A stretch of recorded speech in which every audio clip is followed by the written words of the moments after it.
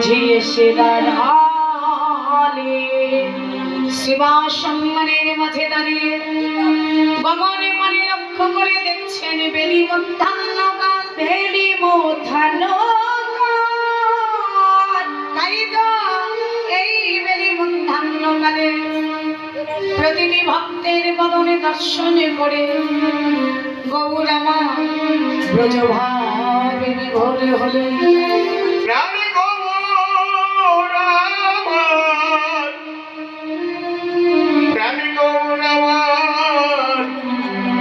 ব্রজভাবে বিভোর হলে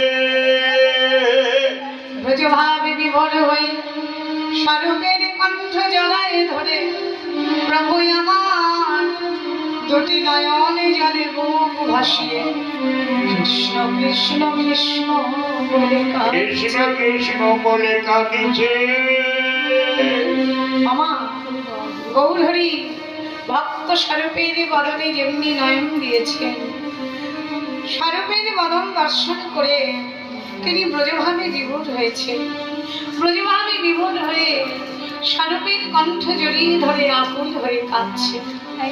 মা, যাকে বাবার জন্ম বিশ্ব ব্রহ্মাণ্ডে সবাই কাঁদে, যোগে যারে যোগে পায় না, মুনি যারে মনে পায় না, যিনি চাওয়া পাওয়ার পরপারে আগম নিগমের অতি, সেই স্বয়ং ভগবান গৌরহরি আর ভক্ত সঙ্গে কৃষ্ণ বলে কাঁদছে।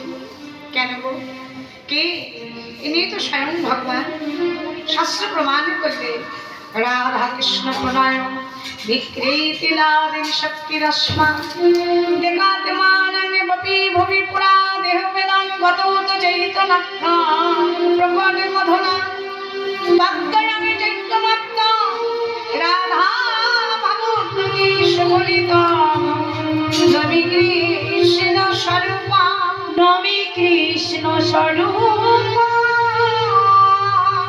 অর্থাৎ রাধা এবং কৃষ্ণের প্রেমের বিলাস স্বরূপ হচ্ছে আমার গৌরসুন্দর।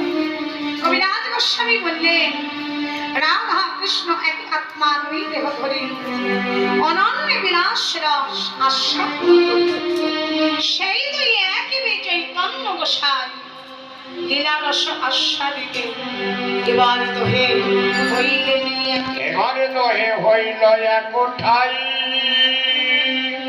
তাহলে প্রমাণ করে জানা গেল যিনি নিজেই রাধা, যিনি নিজেই কৃষ্ণ, যার ভিতরে সকল কিছু পরিপূর্ণ, সেই গৌরহরি আজ কৃষ্ণ কৃষ্ণ বলে কাঁদছে। কেন গো?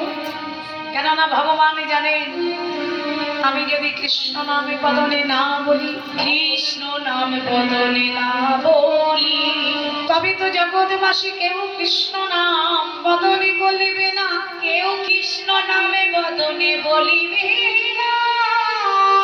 আমি যদি কৃষ্ণ বলে না কাঁদি, তবে তো জগৎবাসী কেউ কৃষ্ণ বলে কাঁদিবে না, কৃষ্ণ বলে কাঁদিবে না।